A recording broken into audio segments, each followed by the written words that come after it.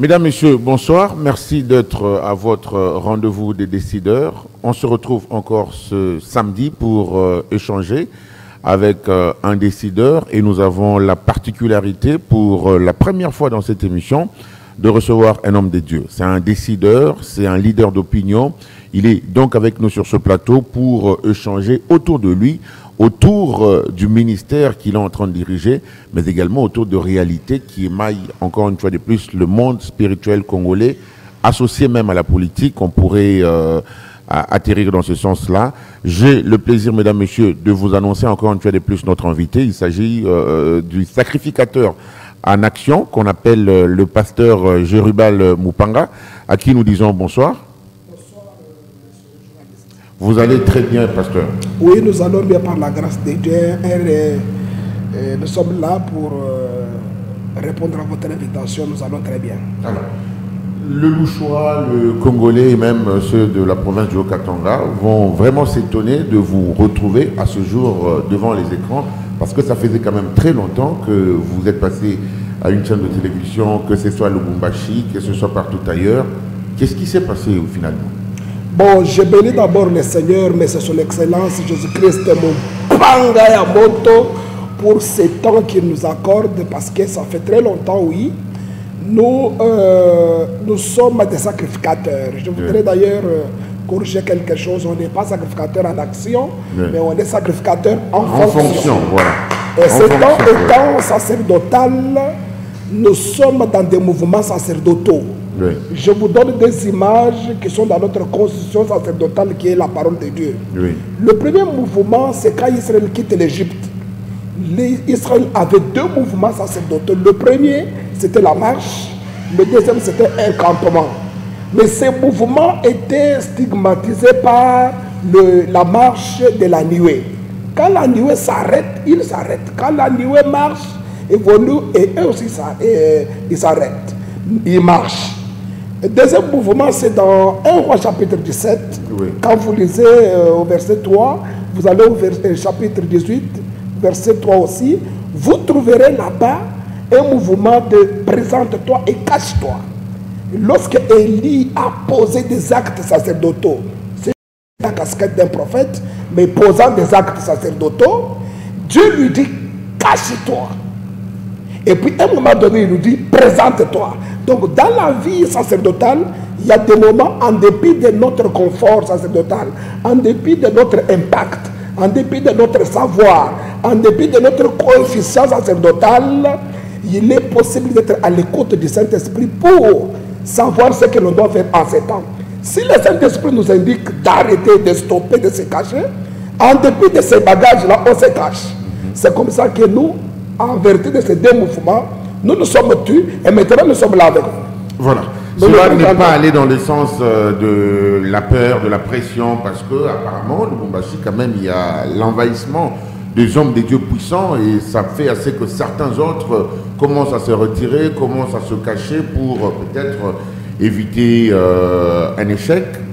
Non, quand vous posez la même question à Jacob, Jacob vous dira qu'il avait confectionné une tunique de plusieurs couleurs à son fils appelé Joseph. Et sur cette tunique, il y avait plusieurs couleurs. En tout cas, la couleur blanche ne deviendra jamais la couleur rouge. Et la couleur blanche. Et la Bible dit avec l'apôtre Paul qu'il y a diversité des dons, diversité de ministères. Pour ajouter, on dit que chacun de vous mette au service des autres les dons qu'il a reçus. Moi, j'ai une particularité sacerdotale qui ne se trouve pas chez les voisins. Je crois que on peut être dans une petite compétition, oui, n'est-ce pas, sacerdotale, ce qui est vrai, loyal aussi. Mais on ne peut pas avoir peur de cela, on n'a pas peur. On sait que telle personne a sa grâce. Et moi, j'ai une particularité qui s'appelle la grâce. C'est une grâce exceptionnelle que le peuple d'ailleurs aime, que le peuple a réclamé. Comme preuve, vous m'avez appelé sur votre plateau, c'est tout simplement parce après que vous avez... plusieurs démarches, il faut le rappeler. Tout à fait. Oui. Alors, on va revenir un peu en arrière parce que je voudrais rappeler aux téléspectateurs que ça ferait plusieurs années que l'on vous a eu sur un plateau de télévision. Et à cette époque-là, nous vous avions reçu comme représentant de ACK, la grande église ACK à Lubumbashi, une succursale Mais à ce jour, les choses ont changé. Les téléspectateurs voudraient évidemment connaître comment se fait cette transition ou encore ce mouvement de quitter la communauté, la grande communauté d'ailleurs de l'évêque ou l'archevêque Mukuna vers l'église Mopanga.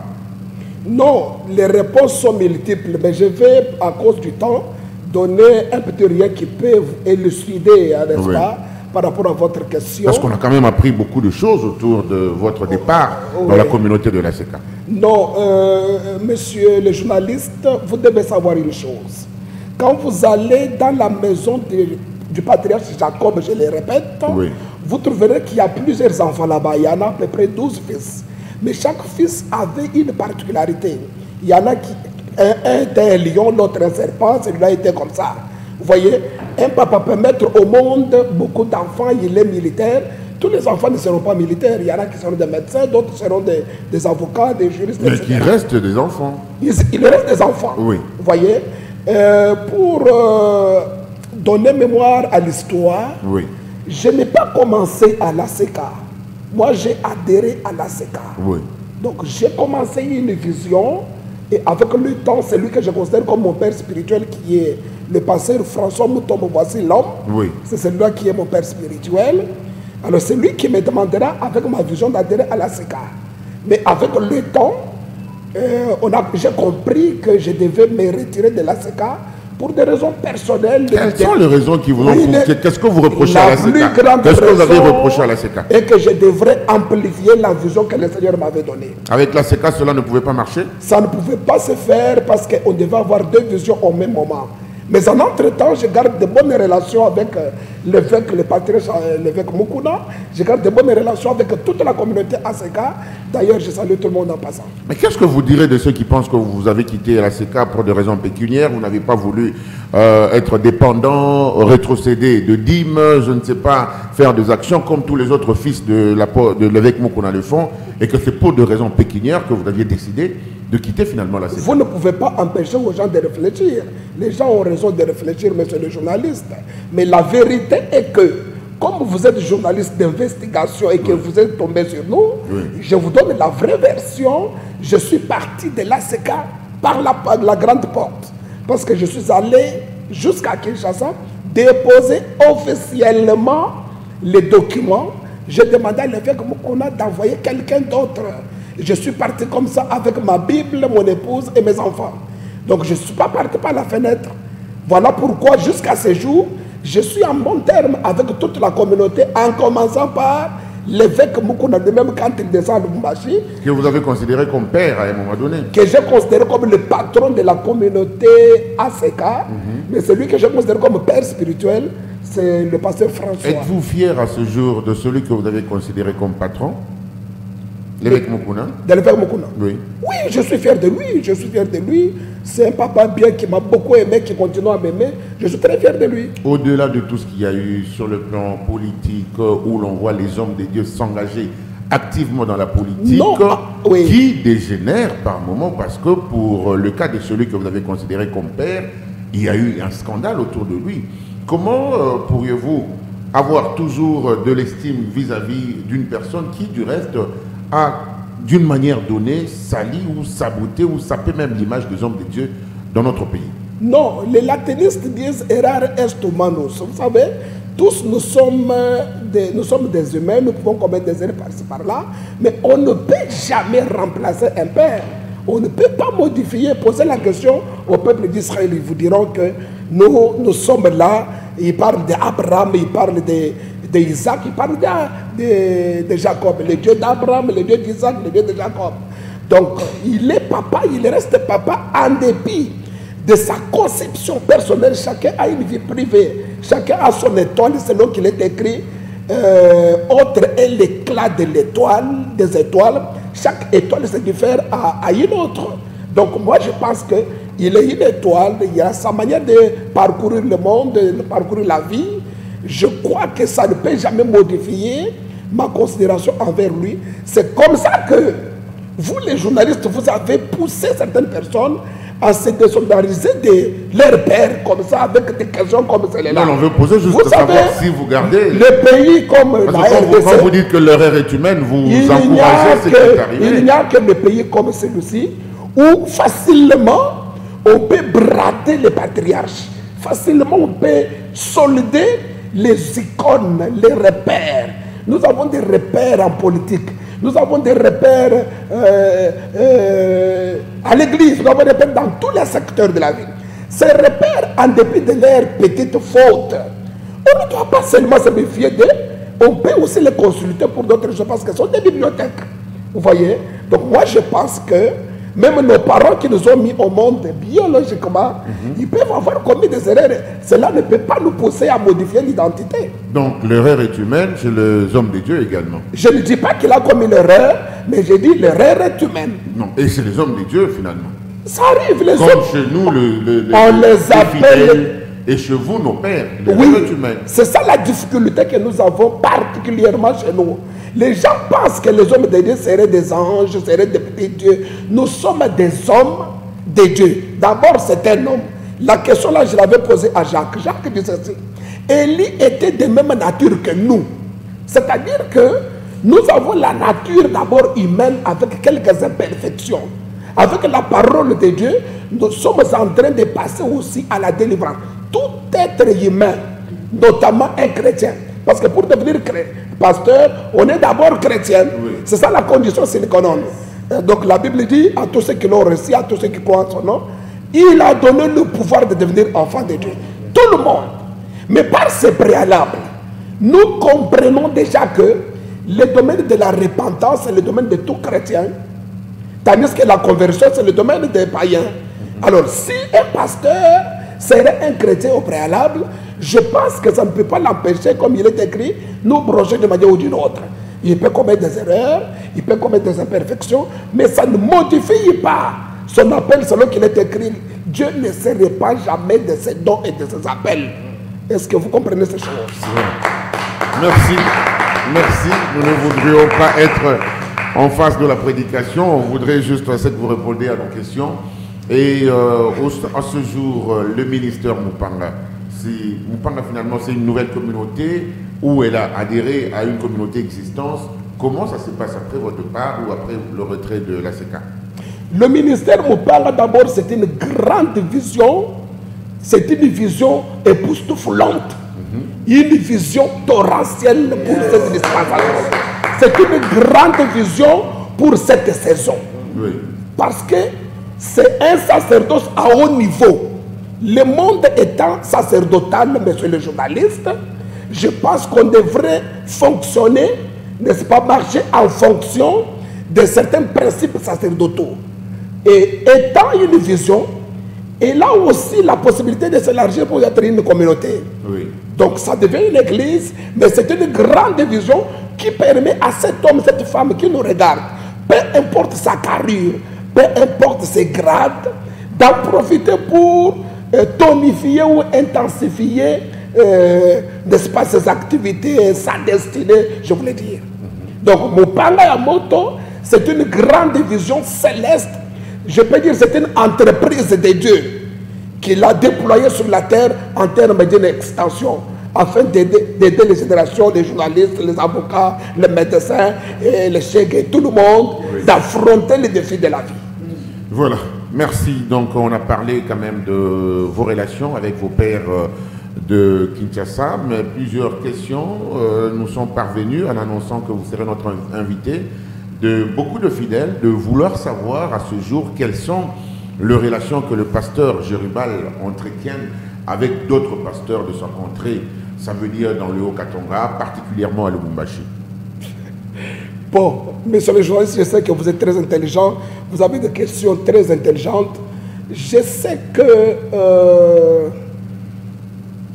la Bible dit ceci: cherchez la paix envers vous tous et la sanctification, sans laquelle... Est-ce que, pasteur, on peut éviter de se cacher derrière la Bible et de répondre normalement aux questions? On dirige, de même qu'on ne dirige pas le pays avec des émotions et des sentiments, oui, on dirige le pays en fonction des lois qui sont là dans la Constitution. Aussi, moi, en tant que prédicateur de l'Évangile, je ne peux pas vous répondre avec des émotions. Je vous réponds en fonction de la parole de Dieu. Vous voyez, c'est une constitution qui me permet de vous répondre parce que vous m'avez invité en qualité de tel a priori. Merci. Alors, je peux vous dire que chercher la paix envers tous, c'est la sanctification dans laquelle personne ne verra le Seigneur. Moi, je pense que je ne suis pas en conflit avec les hommes de Dieu. Je suis en bon terme avec tous les hommes de Dieu, en paix. Mais attention, le conflit peut être inconscient. Oui. Quelqu'un qui ne supporte pas votre tempérament, comme je suis en train de faire une émission avec vous là-bas, tout d'un coup, quelqu'un qui ne vous supporte pas, il provoque un conflit inconscient qu'elle ne sait pas maîtriser.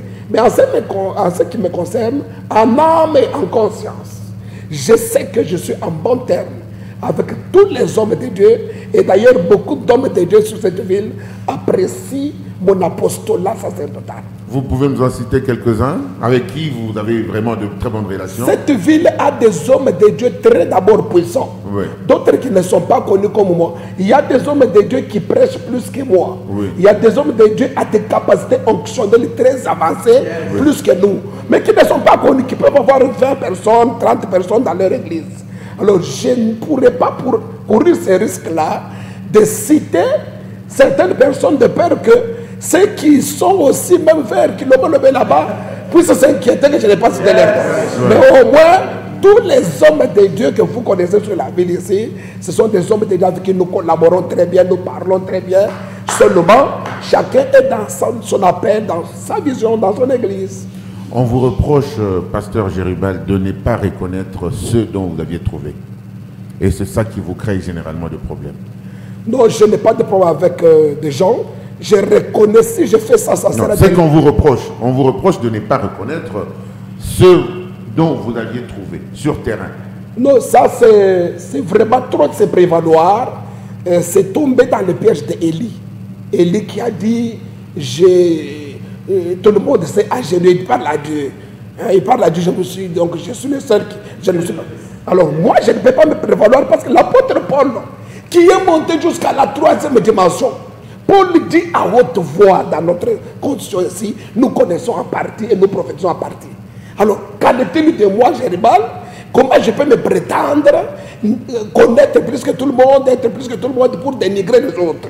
Qui suis-je moi? Parce qu'il y a des hommes de Dieu qui ont fait un grand travail sur cette ville avant que nous on vienne ici. Le fait pour vous d'avoir de grands partenaires, d'avoir de relations dans la politique, dans le monde du gouvernorat, avec plusieurs gouverneurs qui sont passés, vous entretenez de bonnes relations, et cela vous pousse à se prévaloir, être grand, et même à penser que vous êtes devenu leader.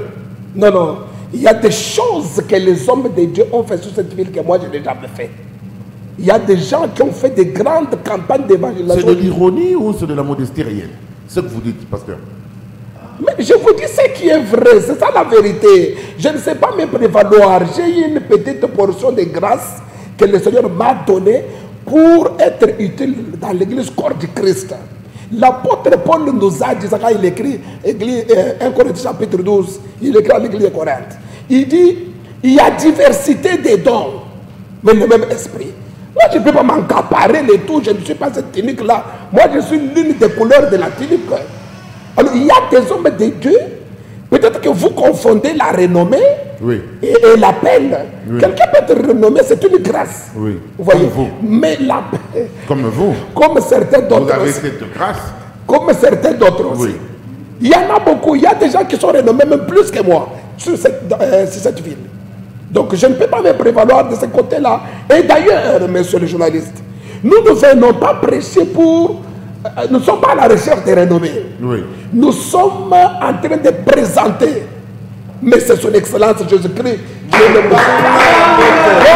c'est pourquoi nous disons que car le sacerdoce est en changé, il y a nécessairement changement de loi. Il n'y a que Jésus qui doit être présenté. Oui. Il n'y a que Jésus qui est présenté dans notre discours. C'est comme ça que mon message est christocentrique. Jésus est au centre de cela. C'est lui le grand maître et lui qui est le Seigneur qui est Dieu. Voilà, merci pasteur. Vous dites que votre message est christocentrique, ça veut dire Jésus au centre. Après la l'ACK, c'est le ministère Mopanga. Subitement, c'est le changement de couleur dans l'église, c'est une croix dans votre cou, c'est des tuniques à différentes couleurs. Est-ce que avez-vous fait un tour, je ne sais pas, au Nigeria ou à l'Afrique de l'Ouest comme les autres, pour avoir un parrain qui vous intronise dans l'occultisme, enfin finalement de tourner le dos au vrai Dieu qui a été dans l'ACK? Non, monsieur le journaliste, vous savez, moi je ne suis pas religieux. Je pense que cette question, on pourrait la détailler en plusieurs phases. D'abord, nous expliquer le ministère de votre tunique, le changement de couleur, le rouge, le vert, la croix, la grosse croix au cou et tout. On peut la repartir en 3 volets. Oui, moi je suis d'abord sacrificateur. Je voudrais vous dire que moi je ne suis pas pour les chrétiens. Oui. Je suis un sacrificateur en fonction du sacrificateur de Jésus-Christ. Parce que Jésus, quand il est venu, il ne nous a pas laissé des chrétiens. C'était à Antioche que certaines personnes, les disciples, se comportant comme Christ. C'est comme ça que les païens vont les appeler des chrétiens. J'aurais voulu que les païens nous appellent nous des chrétiens. Mais Jésus nous a laissé ses disciples. Il nous a laissé les sacrificateurs. Nous sommes des sacrificateurs. Et nous qui œuvrons dans le sacerdoce royal, je pense que les gens devraient comprendre que le monde fonctionne avec des signes.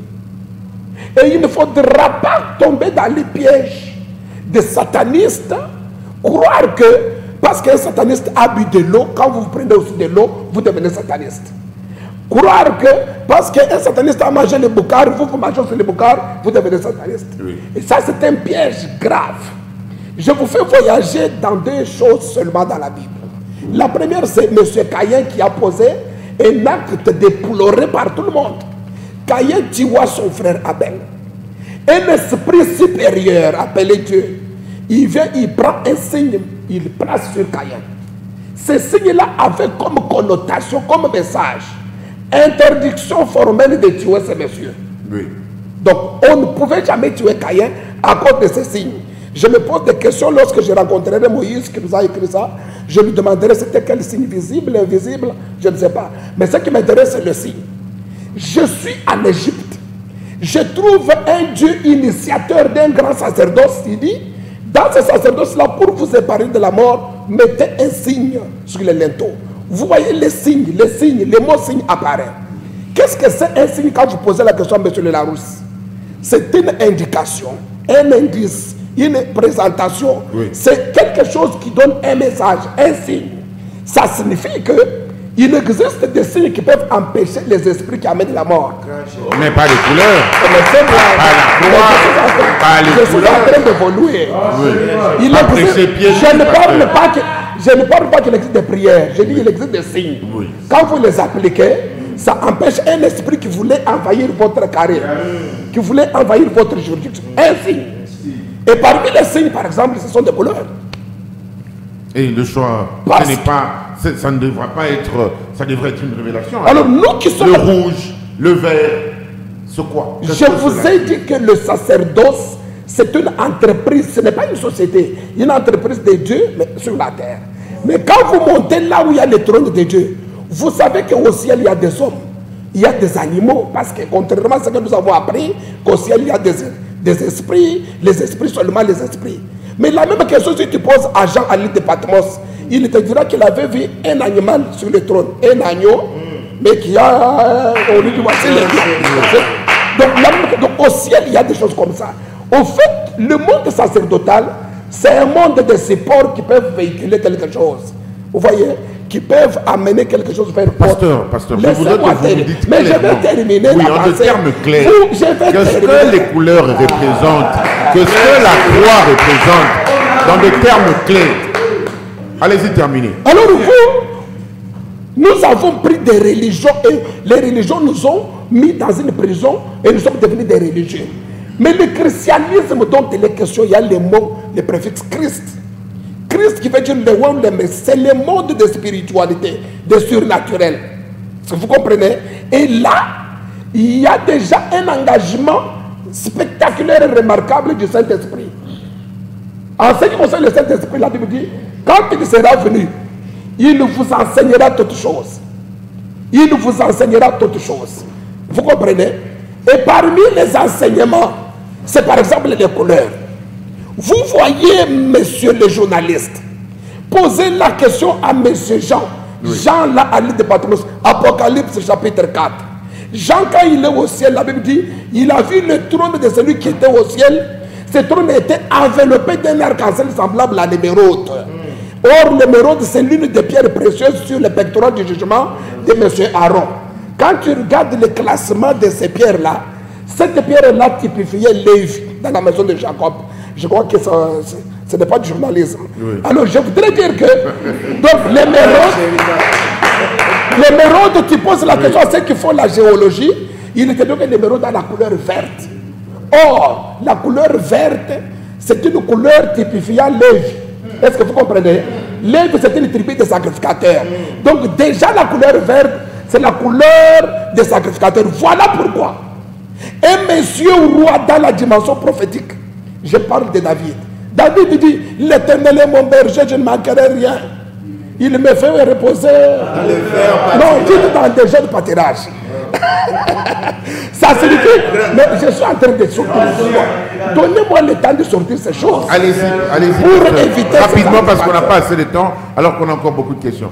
Aïe, aïe, aïe. Il me fait reposer vers les verts pâturages. Donc, le vert pâturage, monsieur le journaliste, c'est aussi la nourriture des sacrificateurs que nous sommes, nous qui sommes dans le lieu saint. Parce que le tabernacle ayant 3 compartiments, parvis, lieu saint, lieu très saint, le monde étant le parvis, nous, l'église, nous sommes dans le lieu saint. Et par conséquent, nous avons le souverain sacrificateur au ciel, à l'image d'Aaron qui a le sang, et nous, les sacrificateurs, dans le lieu saint, avec les pains de proposition, l'image de la parole. Pour terminer seulement, et vous aider aussi à comprendre, regardez un monsieur qui s'appelle Jésus, en train d'aller à la côte de Golgotha pour donner le salut à l'humanité. Monsieur le journaliste, il arrive quelque part, les filles de Jérusalem pleurent. Il dit non, écoutez, mesdemoiselles, ne pleurez pas pour moi, pleurez pour vous. Car si les bois verts ne traitaient pas les bois jaunes, si les bois verts, mais je termine d'abord. C'est que Jésus était devenu le bois, mais quand il est allé à Golgotha, il a sorti quoi? Le sang. C'est que c'est les bois verts qui fait vomir le sang. Et les bois verts dont il est question, c'est la vigne. Quand vous prenez la vigne à la couleur verte, la même vigne fait sortir les raisins ayant des couleurs rouges. C'est ça le sang. Donc nous comprenons que la dimension du sacerdoce, c'est la dimension des choses comme ça. Quand vous portez la couleur verte, vous êtes en train de montrer au monde des esprits que moi je suis un sacrificateur de Jésus-Christ. Et c'est un signe fort qui doit accoucher les choses qui sont teintées dans la parole de Dieu. Pasteur Jérubin, monsieur le journaliste, êtes-vous devenu occultiste? Qu'est-ce que c'est l'occultisme? Répondez à cette question. J'aurais voulu que pourrez-vous répondre par oui ou non? En tant que journaliste d'investigation, que vous puissiez me définir ce que c'est l'occultisme. Malheureusement, vous ne posez pas de questions. J'aurais voulu... Êtes-vous devenu occultiste? Je suis mystique. Moi, je suis mystique, je l'ai dit à haute voix, parce que je vis avec un monsieur Jésus au-dedans de moi. C'est comme on vous dit, quelqu'un qui vient ici vous dit, bon, j'ai ma tante au-dedans de moi, je marche avec elle. Tu ne trouveras pas ce monsieur-là normal. Voilà. Donc on va quand même finir. Monsieur le journaliste, je termine la pensée. Oui. Quelqu'un qui dit à haute voix, celui qui vit, et celui qui est à moi est plus fort que celui qui est dans... Ah bon? Nous, on marche avec quelqu'un au-dedans de nous. C'est que nous sommes mystiques. Nous qui coopérons avec le monde des esprits. Tu pries ici, tu parles la langue avec le monde que tu ne vois pas. Mais le résultat est physique. Nous sommes mystiques plus que les francs-maçonneries, plus que les rosicruciens, plus que tout cela que tu connais. Nous occupons des grades les plus élevés. Pour terminer. Oui. Mais je voulais qu'on termine avec cette question. Je voulais que vous chutiez avec cette question.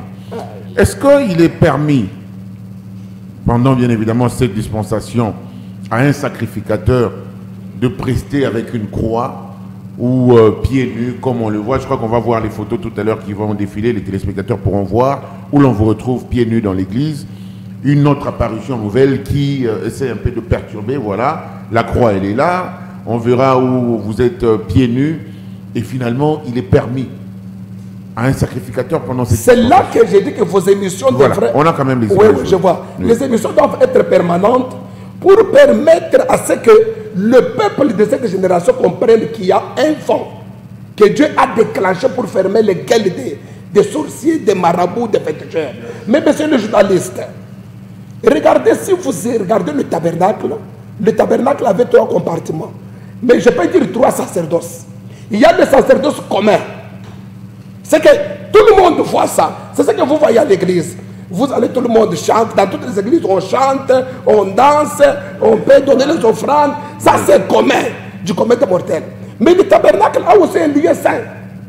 Là-bas, vous y trouverez les pains de proposition, les chandeliers d'or. Vous trouverez même l'autel du parfum. Ça, ce n'est pas pour tout le monde. Ça, c'est un sacerdoce ministériel. Ça signifie que quand vous voyez ça, vous comprenez que c'est une dimension ministérielle. Il y a des choses, quand vous les regardez, vous voyez que ça c'est Ouidep. Quand vous regardez, vous voyez que ça c'est Olang. Quand vous regardez, vous voyez que ça c'est Mopanga. C'est une dispensation ministérielle du lieu saint. Oui. Vous comprenez? Il y a aussi même des sacerdoces du lieu très saint, où quelqu'un dans l'individualité avec Dieu. C'est ce que tu as toujours entendu un homme de Dieu dire, j'ai l'intimité avec Dieu. C'est que ça, il ne peut pas dire à tout le monde. Il ne peut pas montrer à tout le monde. C'est sa particularité, c'est son intimité, son alliance avec Dieu. Moi, je peux vous dire que, étant des sacrificateurs, vous auriez pu me poser la question, pourquoi vous ne vous habillez pas comme les gens d'Aaron et les autres? Oui. Vous voyez ça? C'est là que vous alliez peut-être comprendre d'autres choses. Mais nous sommes dans la dispensation où l'Urim et le Thummim, je voudrais parler du Saint-Esprit qui est en train de nous révéler les choses pour l'état actuel. Comment affronter une saison où la sorcellerie a révolu? Comment affronter le monde où la sorcellerie n'est plus sur les balais, mais maintenant c'est sur les téléphones, les androïdes que nos ancêtres n'ont pas laissés?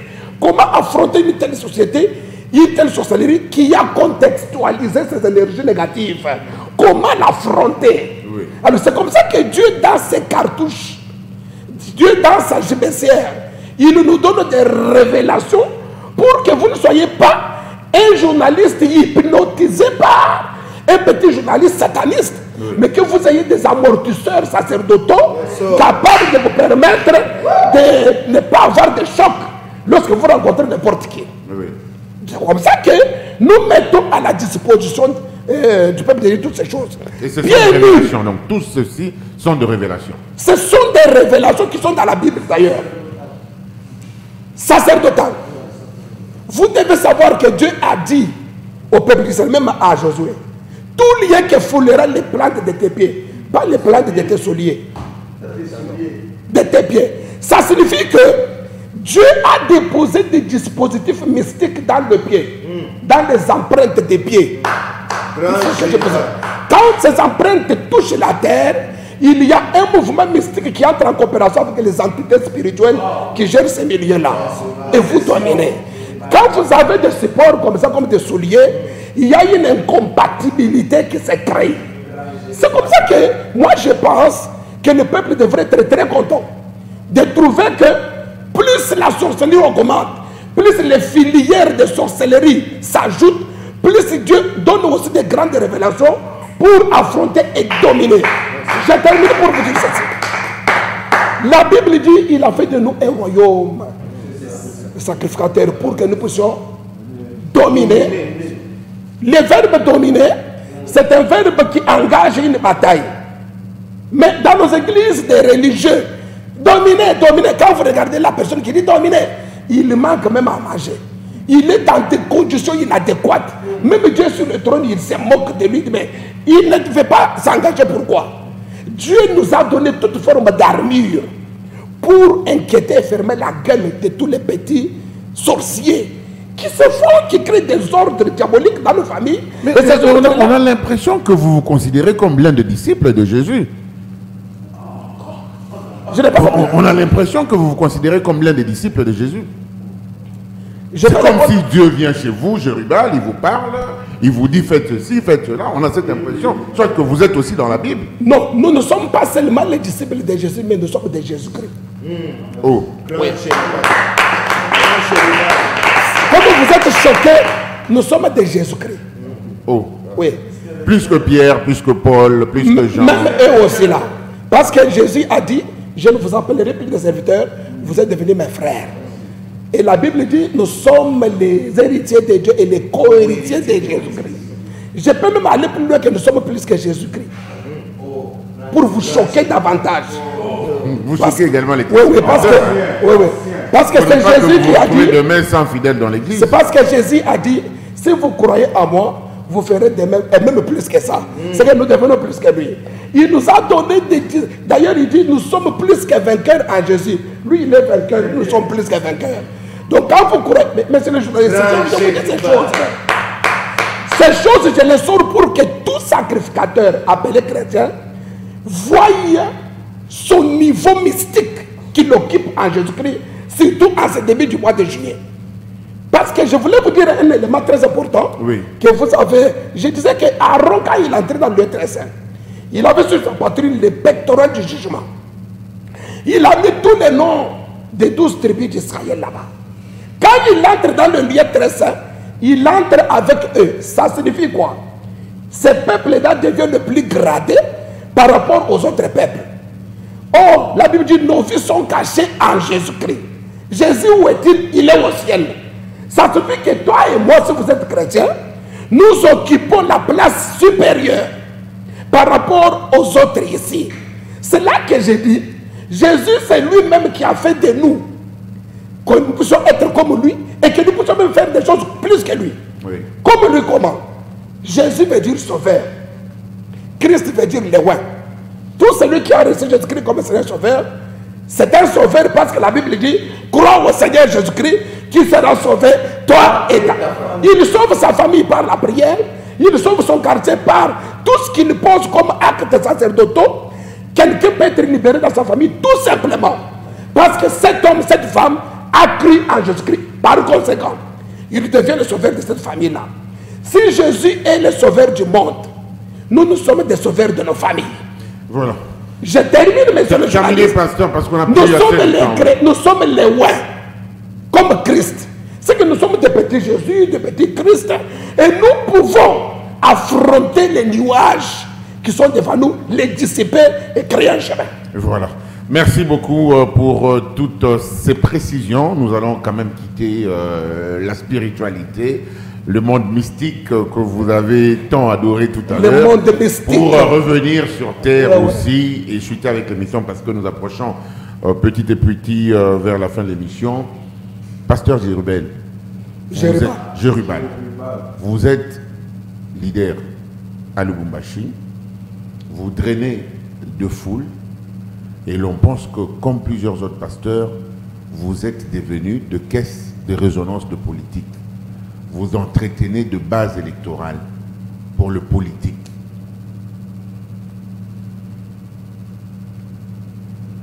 Allez-y.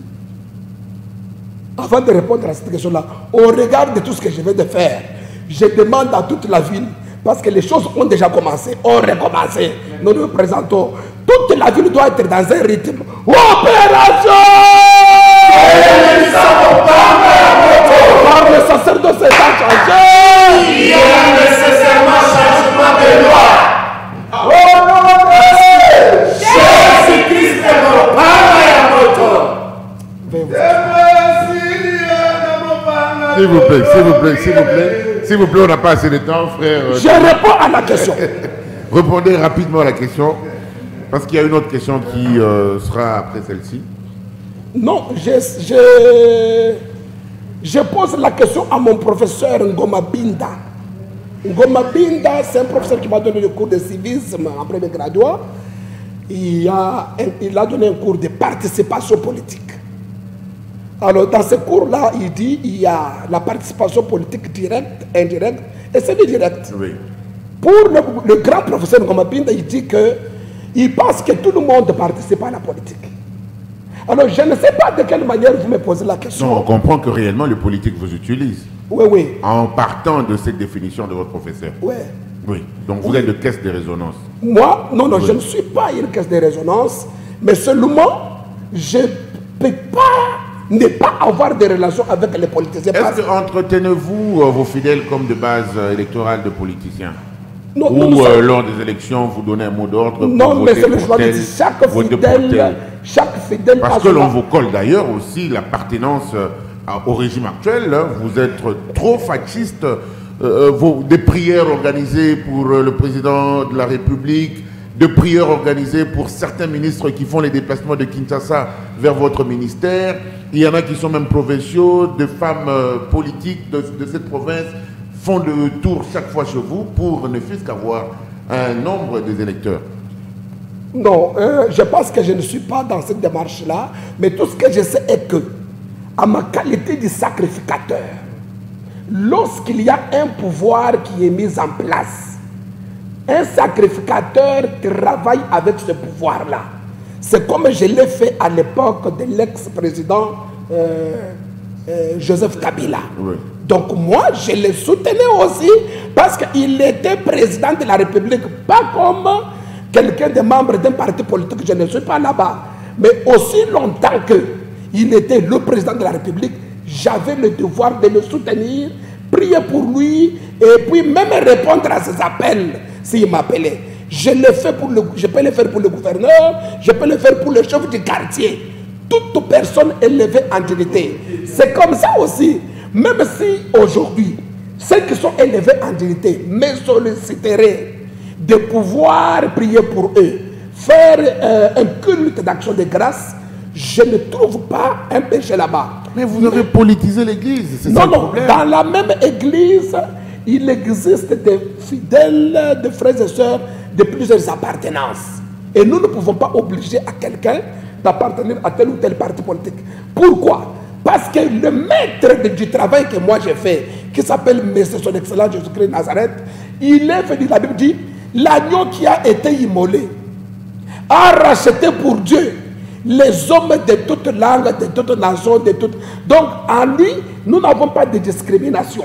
Là-bas, nous sommes obligés de recevoir tout le monde. Donc, s'il y a quelqu'un qui vient, c'est comme maintenant, nous pouvons prier pour le président de la République.